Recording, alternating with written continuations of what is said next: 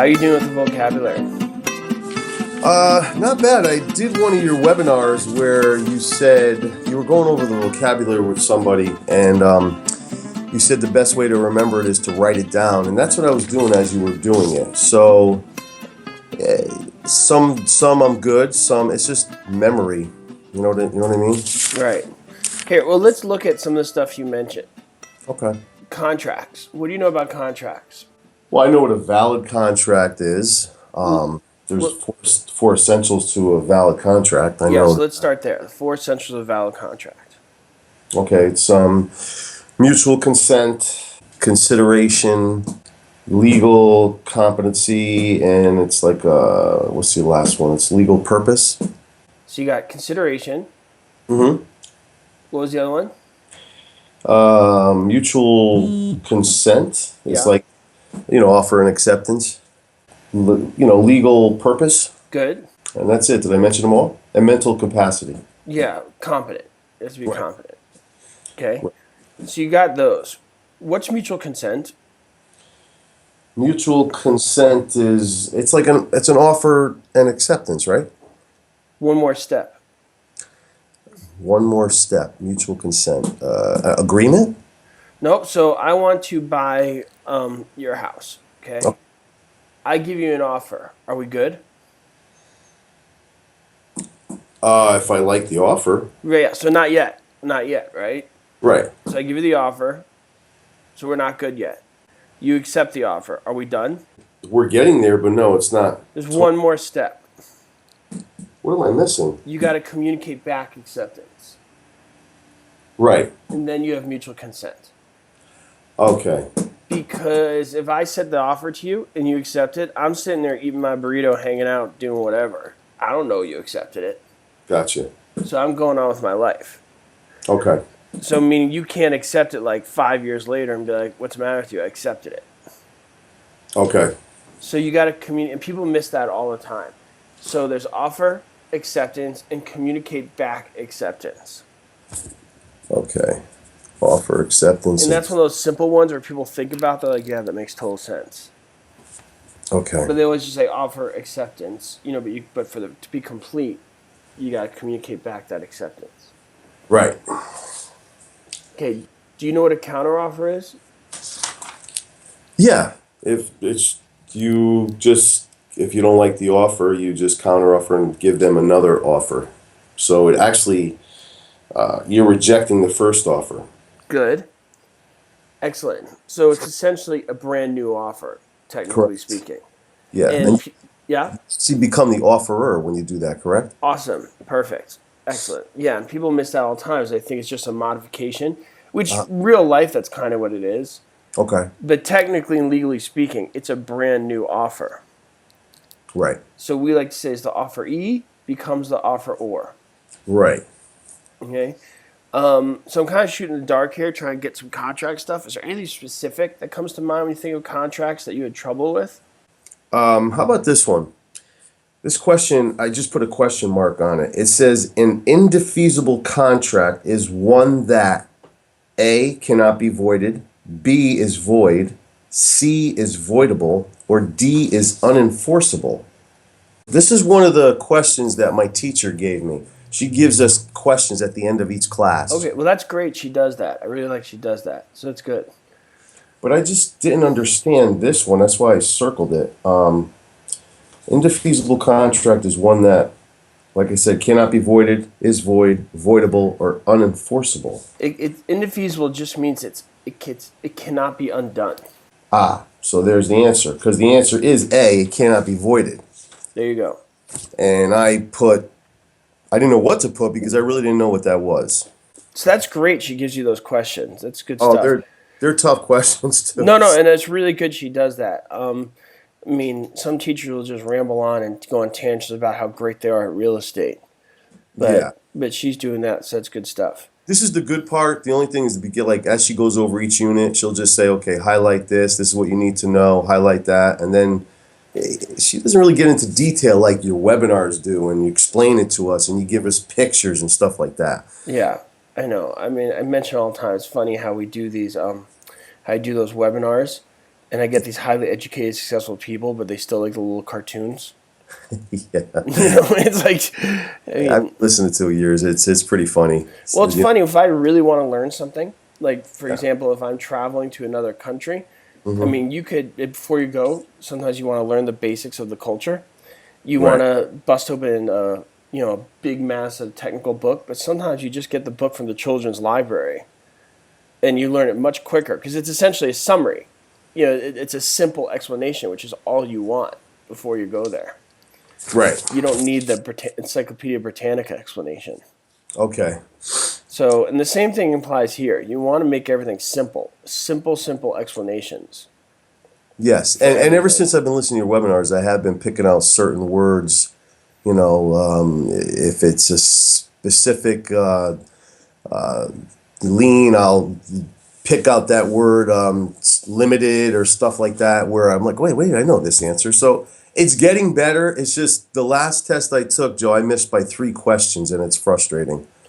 Do you want to go over some questions? Whatever. Yeah, that's fine.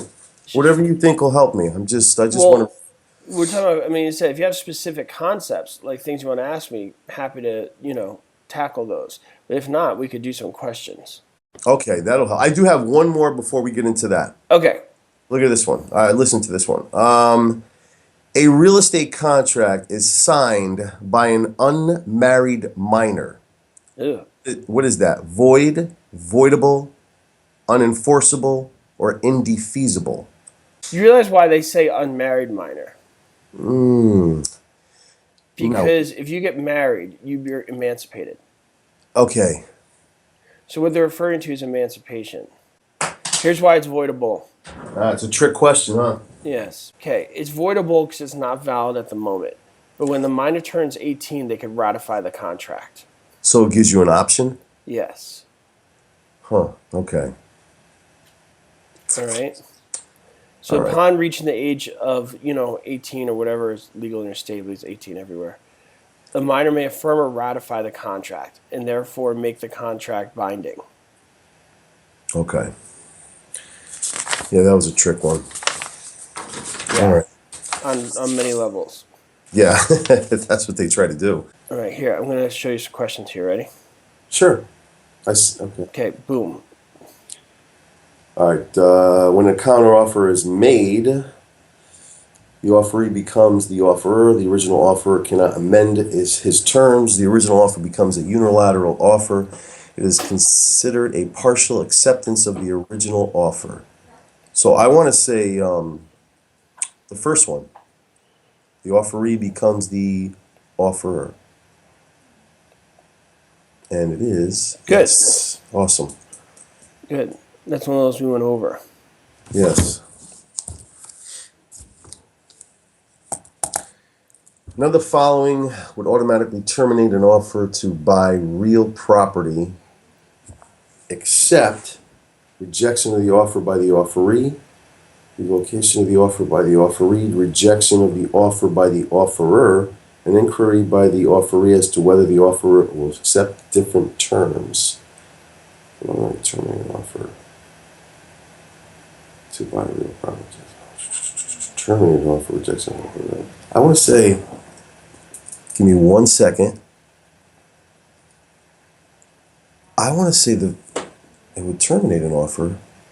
I want to say the first one. Okay. Because you're offering. Oh, that might be wrong. Oh, good. Yeah, you're doing great. Okay. Okay. Usually a broker has a right to a commission only on the basis of negotiations which he completes during the term of the listing agreement, unless the listing agreement has a liquidated damages clause. A protection period clause is included in the agreement. He brings a court suit against his principal. The listing involves the exchange of properties. Give me 1 second, Joe. Usually I have to read a question twice to actually make it sink in. Well, what sticks out to you in this question? The right to a commission only on the basis of negotiation completes during the transition, no less. So first of all, you're getting that those Unless. negatives. Yeah, they always have that except or unless, which. Right, or not. Yeah. Okay, so you got to be careful of that. Wow, I'm actually stuck on this one. Right or commission on the basis unless he has a right to a commission. Here's take a stab at it.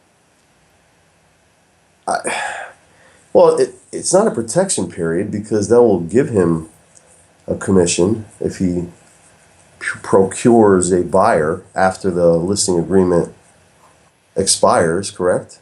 Okay.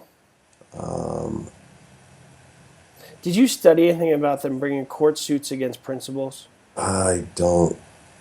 in your class or with me or anywhere? No, I don't think so. Then don't circle it. Okay, So one of the things I'm going to tell you, do not circle things you haven't heard of. right. Okay? You got to trust in what you've been studying. If you haven't heard of it, don't circle it. Okay, then it's got to be the first one. But what is that? Let's see, it has a liquidated damage. Okay, so this is asking about the protection period clause. That's the one I was looking at. Right. So, but to go with what I was saying, you would never circle something you haven't heard of. You don't study anything about suing the principal. Correct. When the state teaches you for this exam, the primary purpose of this exam is to protect principals, not teach agents how to sue them. Right. So even if you can sue the principal, you're probably not going to review that in your classes very much. Okay. And they're certainly not going to ask you a lot about it on the exam, because that's not the point of the exam. Right. So Okay. a question like that, an answer like that, you want to get away from quickly. Remember, the primary purpose of this exam is so that the principals, seller and buyers, your average Joes, are protected. Okay. Okay? Not to arm agents to sue them. Like if you notice when you study material, there's very little information about when the seller does something wrong, when the buyer does something wrong. Okay. It's usually about the broker and the agent doing something wrong. The licensees. Okay? Listings always involve exchange of property, so whoopity-doo on that one. All right. And do you know what a protection period clause is? Yeah, but isn't that's for the broker, correct? Yeah. Yeah, like if he, if he talks to somebody and he introduces a buyer to the seller and nothing happens, and then the listing expired within a certain period of time, then if that person comes back to buy the property, the broker's entitled to a commission because he introduced. Right. So then But let's look at the question again. Usually a broker has a right to a commission only on the basis of negotiations which he has completed during the term of the listing agreement. Okay? So this sentence says you only get paid if you complete it during the term of the listing agreement, right? it's during the term. Okay. Unless there's a protection period clause.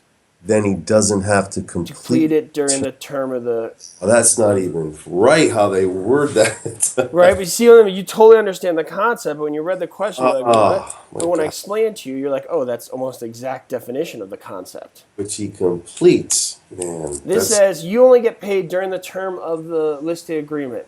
Drum roll, please, unless there's a protection period clause. Which he completes. Okay. I got it. So completes is pretty much that Yeah, word. And then it says unless. So that those two words should have pointed me to the second answer. right. And you see how when you read it again, you're like, oh my God, that's so right there. Oh my. See, that's what I'm talking about. Those few words. All right. Yeah, but you see how that one, it says you get paid during the term of the listing. Really? Is there any exceptions? Yes, unless we put in a protection period clause, Wow. also known as a safety clause. That's awesome. Yeah, makes sense? Yeah, it does now because I knew what a protection clause is, and that's what I mean. Putting it into the scenario. Right. Here, let's look at another one regarding that. Give you a Safety. nice, easy one to make you feel a little better. A safety clause is found in a listing agreement, a loans broker statement, a lease, a deposit receipt. So I want to say listing agreement. Then say it. Say it. There Don't it is. second guess yourself. Oh, that's what I did on the first time I took the test. Okay, so never second guess yourself. Yeah. Remember, your first option is usually correct. Excuse me, your first thought is usually correct. Right. Okay? Super important you remember that. Okay. You don't want to second guess yourself ever. Okay. It's the Okay. same thing like when you go to a restaurant, you're like, I like this. Oh, but that other thing looks good. And then you after you order, you wish you went with your first impulse. Oh yeah. Okay.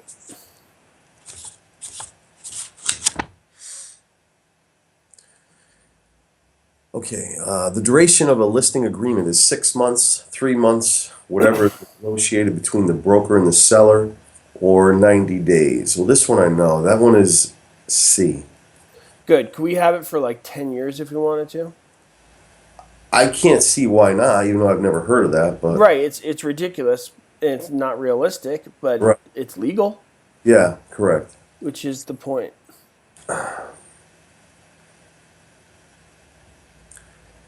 Okay. Which of the following statements about options is false?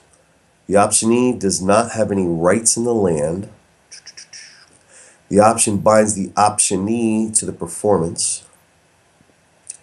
A lease option is a unilateral contract.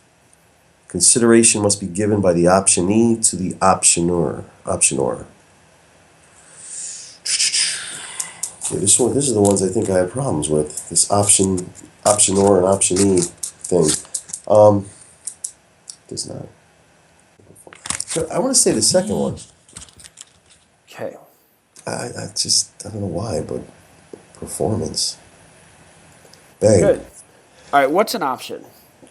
Is it, well, it's a choice. So let's stop right there. It's a Okay. choice, right? So you got that word choice. And right there, when you see the word binds, Yeah. that should give it away, no matter what the rest of it says. And this is what I mean by these key words. Yeah. By definition, the word option says you have a choice. Correct. But then you see the word binds, Yeah, I should have got that quicker. So when it says false, well, binds. I know options by definition of the word can't bind you to anything. Right. Okay? Do you know what a lease option is? Yeah, doesn't that give you an option, like you lease the property with an option to own it? Yes. How do you get that option to own it? Well, the money that you pay at the end of the month would go towards the down payment of the house, but if you decide not to buy the house, then you lose that money. Good. Okay. You own the house. I'm renting your property. I want the option to purchase at the end. As you said, my rent goes towards a down payment. Okay?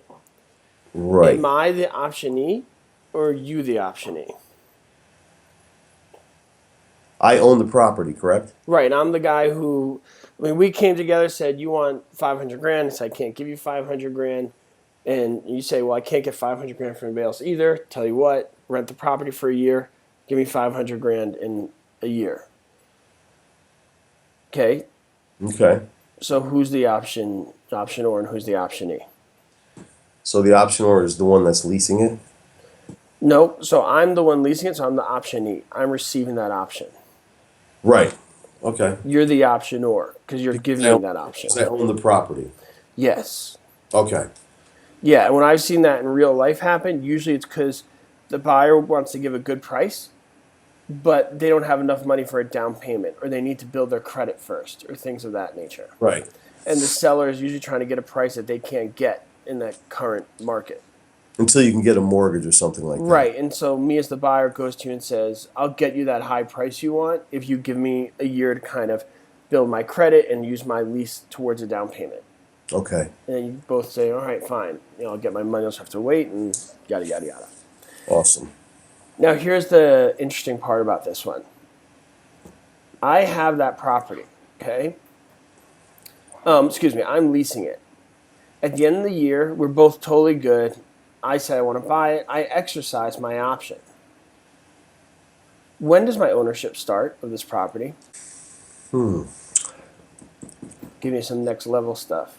Well, I'm in possession of it already. Mm-hmm. When do I actually own it? You're asking? Yeah, on title. So I, Joe, rented the property for a year with an option to buy. At the end of the year, I exercise my option. When title is drawn up, when do I own the property? Well, title is proof of ownership. Right, so we both agree I own it now. That's great. My question is, When does title say that I own the property, started to own the property? Does it have to do with the deed? Nope. So on title show that my ownership reverts back to the first day I went in when the lease started. Oh, okay. So that's when you own it. Yeah. Uh-huh. Okay. So I would have actually been owning it for a year. Okay. All right. Interesting, huh? Yeah, it is. So I didn't know that. I really didn't. So instead of leasing it, it starts when you first leased it, actually. Yeah. Okay. All right.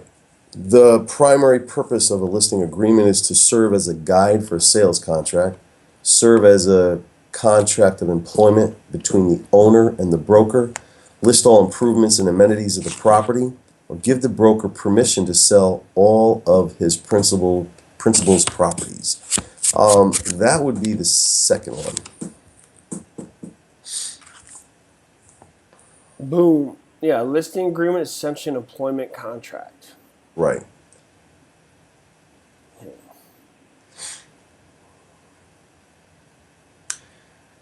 Which of the following is created when possession and title do not occur at the same time?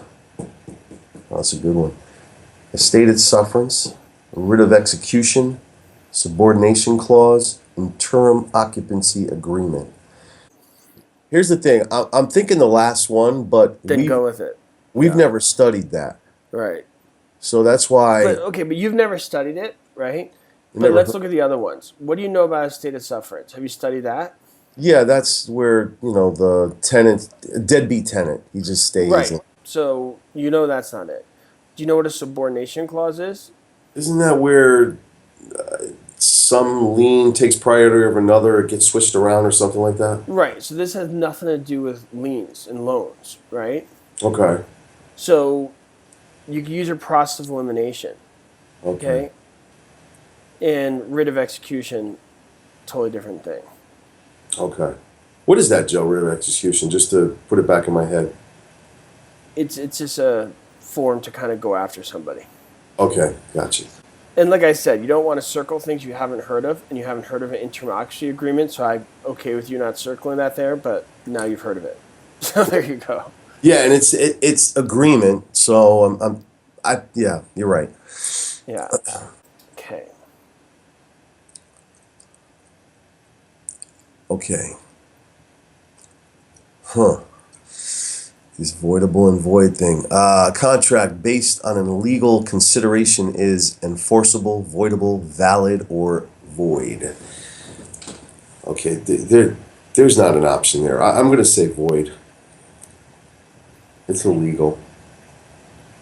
Good. Excellent. All right.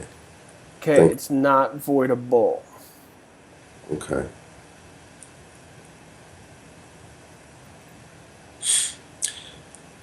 If a person obtains a contract through duress, that contract is voidable, void, unenforceable, valid. And I do remember this, Joe, because of that gun to the head. So this is voidable. Good. And why is that voidable? A gun to the head sounds horrible. Right. Because you still might, like you're saying to the guy, listen, you don't have to put a gun to my head. I might like this property. So you have an option still to say yes or no. Ooh, you have been watching my videos. Yeah, they're really cool, John. I wish you had more webinars. Yeah. And the people on it are very interesting. You got different personalities. Right, it makes it interesting. And sometimes people criticize, like I read some of the trollers, who make comments. And I Really? hate when people do that. It's just not fair. Oh, When people are studying, and it's like, get off your high horse, exactly. We're here if we knew everything, we wouldn't need this, Right. So, And when people do that, they're voluntarily saying, people can listen to my thing as a way to help others. right. So those people who say nasty things could screw off. Exactly. I agree 100%. There you go. All right. Okay. Let's see. What agreement is changed or an agreement is replaced by a new one. It is I didn't say that name wrong. I know what that is. Codicil, abstract, amendment, or novation. That would be novation, which is Latin for new. Excellent. So you've been studying pretty well. Now, I'm pretty confident you're going to do fine on your exam. So, is there anything you're not sure about? Because I don't want to go over stuff you already know. Um, I mean, although we have gone over some good questions and some good strategies. okay, let's I mean I wrote so much down. I wish you were my teacher. I am a teacher. It's what we're doing now. Well, no, I mean I wish you were my 60 hours of teaching instead of me going to class. I mean, I would Oh no, work I'd be terrible. I'm only good for an hour. After the hour's up, I'm horrible. Yeah, no, no, that's not true. We get some good ones here. Okay. Okay, here's a good one. All right. An expensive home that later became surrounded by cheaper homes, which suffer a loss in property value attributable to economic obsolescence, residential obsolescence, functional obsolescence, or physical deterioration. All right, I know this one because it is external and it's outside, so I'm going to say the first one. No, wait. No, that's wrong. Oh, maybe that's First right. impulse. You're right. I'm sorry. You're seeing over and over again how the first impulse is usually the correct one for you. Okay. Economic obsolescence might be attributed to each of the following except the proximity of obnoxious nuisances, oversupply of similar properties, no conditioning in a commercial building in a warm climate, an expensive home that later became surrounded by cheaper homes. Well, to my knowledge, everything is external except the third one. Good. Okay. Okay. Which of the following types of depreciation will be the most difficult to cure? Economic, functional, residential, or physical? Physical you can take care of. Functional you can take care of. It's got to be economic again. Yeah, You can't remove a gas station. exactly. The loss in value from any cause is a common definition of depreciation, adverse leverage, principal contribution, or economic obsolescence. That's got to be the first one. Good. And going back to that one about what's most difficult to cure, economic obsolescence, because as you said, you can't change a community. It's hard to change things outside your house, which is the definition of economic obsolescence. Okay.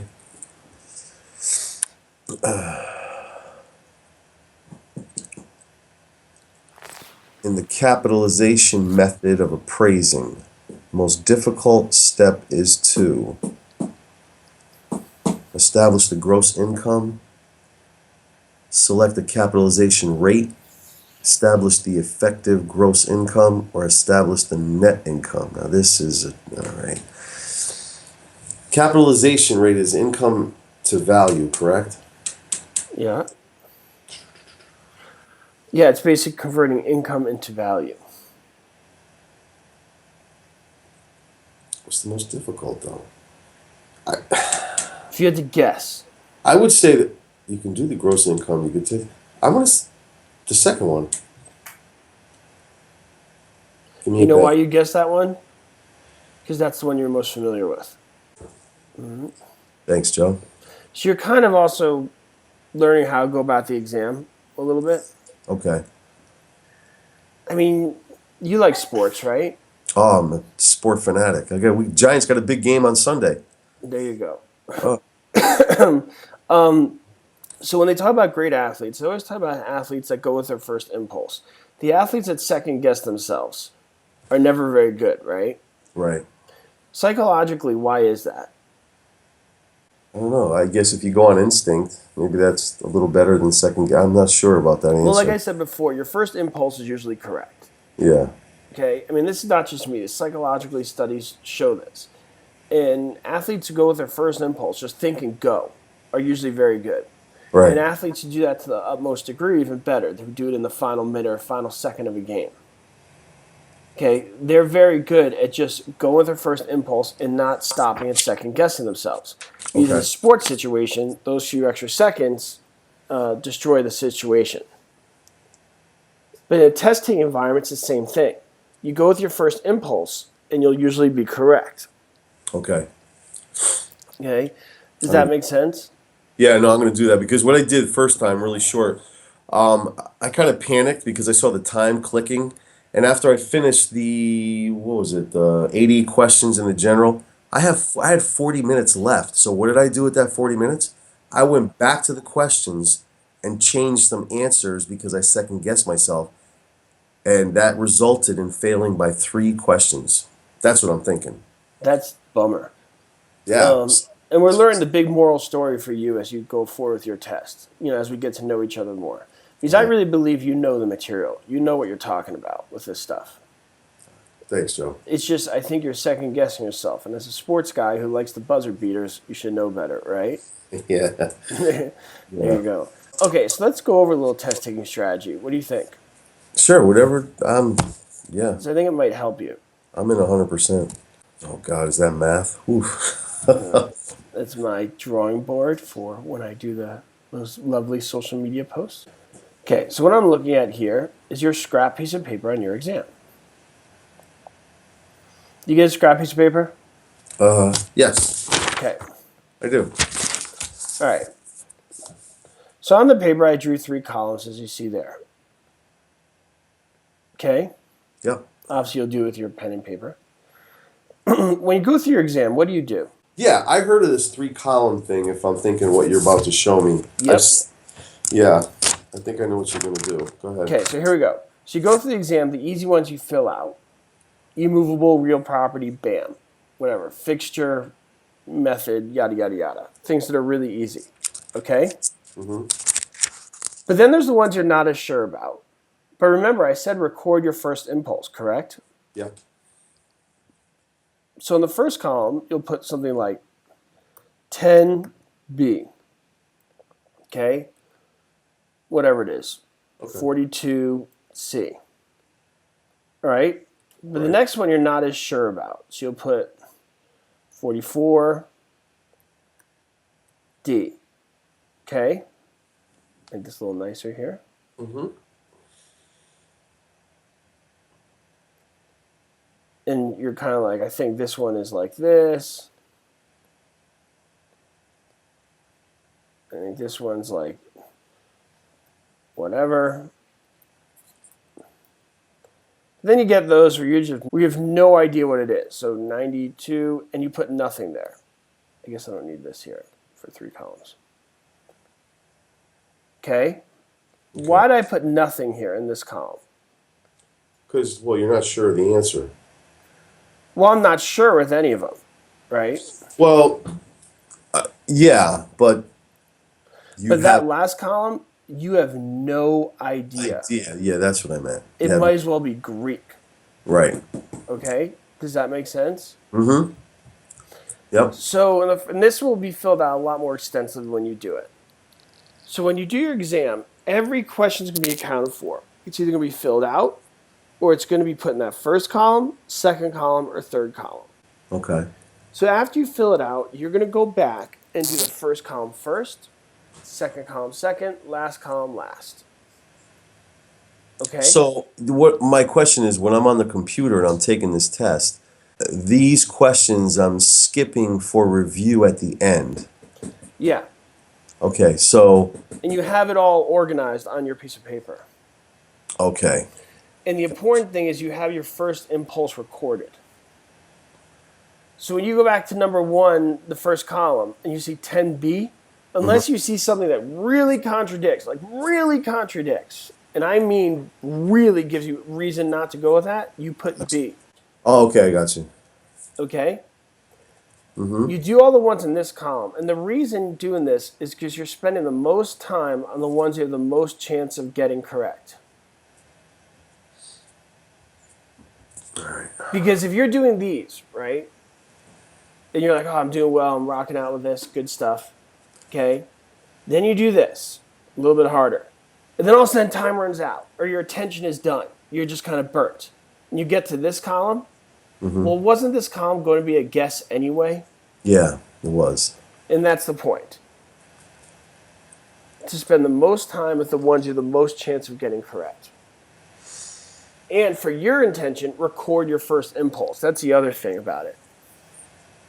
Okay. Because you're going back and changing answers. I only want you changing the answers if you really have a good reason to. Okay. So what's the second column for? It's like the next degree. So the first one's ones you basically know. You just want to look at one more time a little later. Second column, you're really not sure. And the third column, you have no idea. So you're essentially ranking them. And remember, the ones you really know, you're already filled out. Correct. And you don't have to go back. No, they're already filled out. Done. Right. But that's my point, that every question should be accounted for. Either should be filled out or done. Okay. I mean, and if it makes it easier for you, you could turn this into 4 columns, and just this first column could be ones you've already done. Therefore, you're not putting it there. Oh, okay. So just for your own kind of purpose. So then it would look more like this. Like 1's here, 2, C is there, 3, and you're accounting for each one as you go through. Okay. Yeah. I think the 3 columns would be good. Right. I don't do it with the 4 columns. Yeah. But I'm saying for people who just want to make sure everything's accounted for, which is fine, Yeah. and it makes it look a little more organized and neat, Yeah. they could do it like that. Okay. So as I answer the questions, I would put mark for review, and then at the end, go through the columns. Exactly. Because like I said, from listening to you, it definitely sounds like you know what you're talking about. And I'm leaning towards agreeing with you that the second guessing kind of hurt you on those 3 points. Oh God. And the state part, I missed by 4. Right. I'm only saying that by listening to the way you're answering questions with me. Okay. There's a number of them where you're thinking about it, you're looking at it, you're going over it again and again, and you know what you're talking about. For example, we went over that protection period clause one. When you actually looked at it, you're like, oh my God, that's the definition of the thing. Yeah. It's just you read a different definition than the definition you state. Right. And that's why I tell people all the time, you can't just memorize things all the time. And people always say, "Can you give me the answers to the exam? Can you give me the examples?" 1, that'd be illegal. I'd go to jail, right? Right. 2, I don't have it. And 3, even if I did have it and it was legal, what would you do if I gave you all the answers to the exam? So I give you, here it said, Steve, here's the answers to your exam. What would you do? I would have to have a lot of confidence that knowing that those are the right answers, first of all. Right. So let's say here's my point. Let's say you know they're the answers. Okay? Right. And most people say, well, I would just memorize it. And my point is, even if I gave you the answers to the exam, it would be easier to memorize it if you understood the concepts. Right.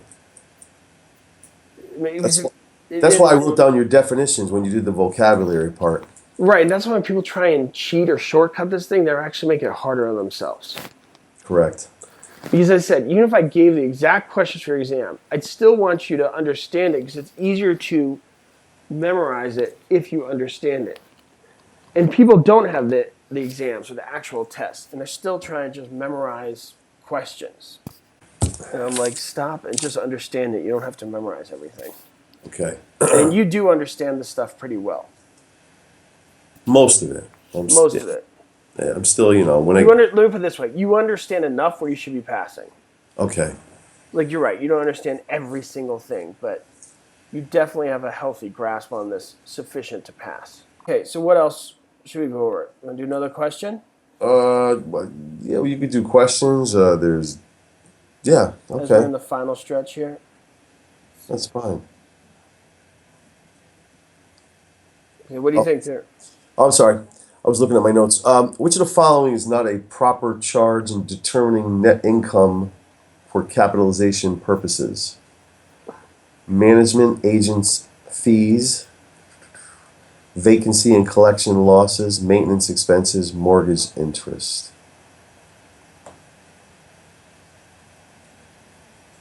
I want to say,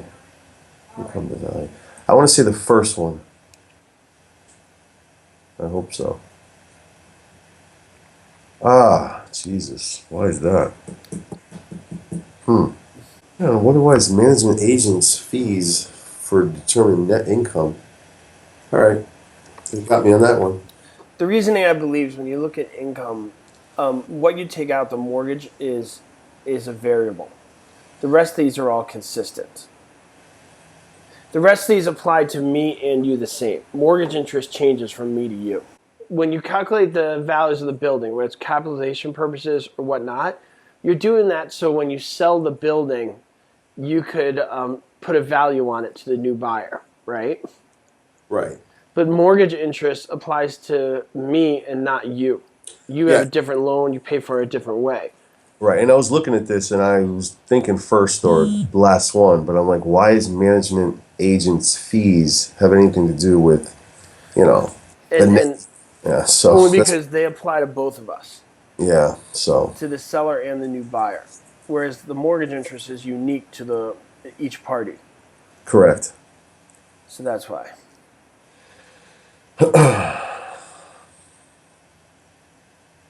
All right. Which of the methods could be used by appraisers for estimating the cost of construction? I don't remember this. Square footage method, unit in place method, quantity survey method, or all the other options are correct. And I do not remember studying this. I would go with that because I don't remember the. Yeah, It's a good one to go with when you're not sure. that's the one I would have put on the fourth column or the third column. Yeah, I'm not saying always circle all of the above, Yeah, but if you really don't know, it's a fine option. correct. I mean, I'm not going to sit here and say just go with it. It's Yeah, just a real good option when you're not sure. I know.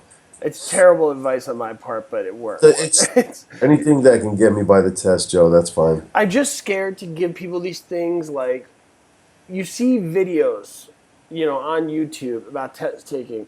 When you're not sure, just do this, that, or the other, or go with every third one this, or da-da-da, or just circle all the above. And people end up relying on guessing techniques rather than knowing the information.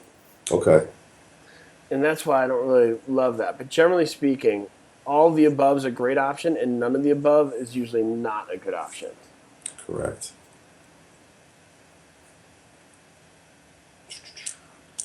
Which method would an appraiser most likely use to appraise a newly built one-year apartment building? Income approach, cost approach, market approach, capitalization approach. All right. I know it's not the market or the capitalization. And I know it's not the income because it doesn't provide income. And cost approach is for new buildings, not old buildings. I want to say the second one. Yeah, think about what you just said. What's that? Well, think about what you just said. Oh, did I do right? Yeah. Okay. Well, repeat that last thing you said. The cost approach is usually for newly built buildings, not old buildings. And what is this? It's a newly built building. Yeah, I just feel like you know what you're talking about. You should pass. You're a smart guy and you know the material. It's just something about the way you're going about the questions. It's not as confident as I would like. Yeah, that's Because you know what I mean? Because I hear you said, like, it should have, when you saw this, it should have immediately popped out, newly built. Oh, newly built, cost approach, boom. Because you said you know the definition of cost approach is better for newly built buildings, not old. right. So we gotta, your vocabulary. We gotta practice going through this. And I almost want to say, when's your test? Another week or so? No, Saturday morning. Okay, so today's Thursday.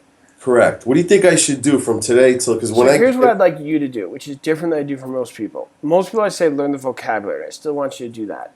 Before the exam, learn your vocabulary. Okay. Today, why don't you try taking some tests, but do it in a really short time and see how you do. Meaning what? Like in a short time? What do you mean? Like give yourself like 5 seconds for each question. Okay. I want to get you in the habit of stop second guessing yourself and see how you do. 5 Like seconds. really burn through the test. Is that the way I want you to actually take the test? Of course not. No, I know. So from here on in, because I got today, I took a couple days off for this. Yeah. Tomorrow, and then that's it. And then Saturday morning, just do questions upon questions, and pretty But much that's I'm it. saying give yourself 5 seconds for each one because I don't want you doing what you just did where you're like income, nah. Let's just see how you do and compare it. See how you do when you really just kind of go your first impulse. Awesome. So when you take your test, when you have that theoretically 5 seconds, you do that question in 5 seconds. And you just put it on that scrap piece of paper. You don't have to fill it out, but you could go back and review it. But you could put, if you want to call this, your 5-second answer on that scrap piece of paper. Okay. I can Because, try. because like I said, you know what you're talking about. You could do this. You're more than capable. You know the information. It's just there's a lot of second guessing going on. Hey, Joe, before I know our time's running out, I don't know if I have a minute or whatever. Sure, go ahead. I had a problem with bargain and sale deed. Is there something I can... It was in the session with a guy named Mike. And somebody named Art was working with me on it. Okay. But it was in that session. In that webinar with Mike. Yeah. Yeah, I went through all your webinars. So I pretty much ran out of those. Right. So it was in the one with Mike. You could send me the link to that, Joe? Yeah, let's do it right now. Awesome. I really appreciate that. Yeah, let's go. Yeah, the more webinars, the better. I really like the webinars. Thank you. And I can listen to the audios too when I'm, driving. Thank you. I think it's where I didn't timestamp this one. Usually, most of the time I timestamp, I time code. On the newer ones, that's something I learned to do after this. This was an older one. Okay. That's why it has the old prices and whatnot on it. All right, so you got my info. You can get in touch whenever you want, but I think we got our plan. Let's go through some questions quickly. Test that impulse out. I really think if you get more confidence in your first impulse test, you'll do great. Oh, I'm hoping so. I'm definitely hoping so. And I'll let you know on the message board. If I don't talk to you before Saturday, I'll let you know how I made out, and hopefully I got some good news for you. Yeah, and use those columns, but I said it's going to be big for you. And do with the questions I gave you from class, do with my questions, wherever. But really try and do some questions quickly with the goal of getting more confidence in your first impulse and with the goal of seeking those key words in the questions a little faster. Joe, excellent, Joe. And I can hear this recording back. How do I do that? Do you mind if I put it on YouTube? Oh, go right ahead. All right, sounds great. Joe, thank you so much, and I will be in touch. I'll keep in touch with you. I got all your information. Now, your email is PrepAgent.com. It's directly. Yeah, send it through the site or through the Facebook page. Okay, directly to the site. Awesome. I can't wait. That sounds good. I'm really excited now. Thank you very much, Joe. All right, go get them.